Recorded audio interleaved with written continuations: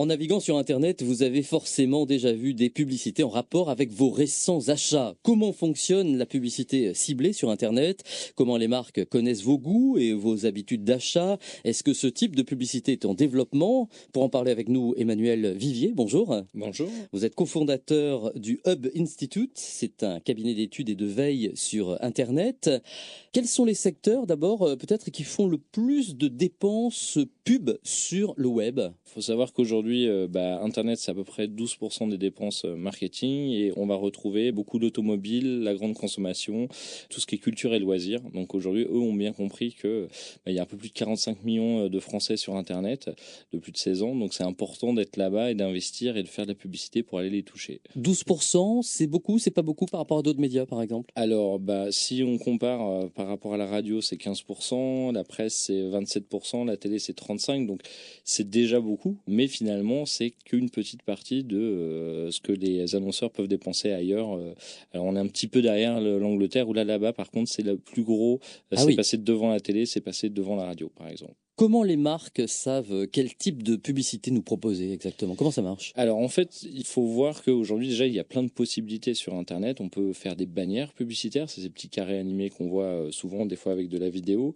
On va pouvoir faire de l'emailing, on va pouvoir aussi faire de la publicité sur le mobile. On va pouvoir faire ce qu'on appelle de l'achat de mots-clés. Dans Google, vous voyez des liens sur les moteurs de recherche qui sont en fait achetés par les marques pour vous proposer et mettre en avant des choses. Donc c'est vrai qu'il y a déjà plein de formats. Et puis après, au niveau du ciblage, on peut faire en fonction d'où les gens vont. On se dit, tiens, tel site, a priori, c'est plutôt telle cible. Donc on laisse des traces dès qu'on va sur un site, hein. On laisse des traces. Soit on peut faire un ciblage simple où il n'y a pas de traces, puisqu'on se dit juste, je vais sur un site de foot, je vais toucher plutôt des hommes de 18 à 35 ans. Soit effectivement, je vais sur les réseaux sociaux et là c'est un peu différent puisque les gens donnent ou partagent beaucoup d'informations sur leur profil et typiquement Facebook va permettre par exemple de cibler de manière très très précise les gens par sexe, par âge, par... C'est-à-dire que toutes les données sont collectées, analysées. Voilà.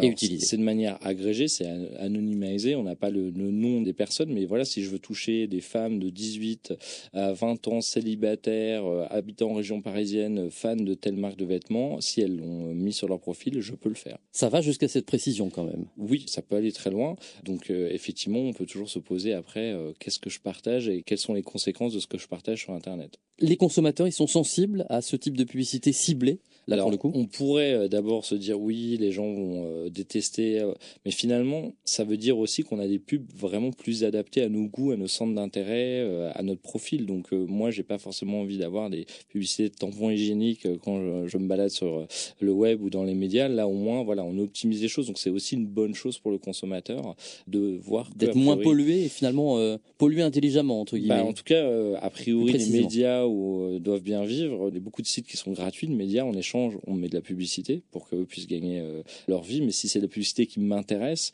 à la limite, c'est pas forcément plus mal pour moi.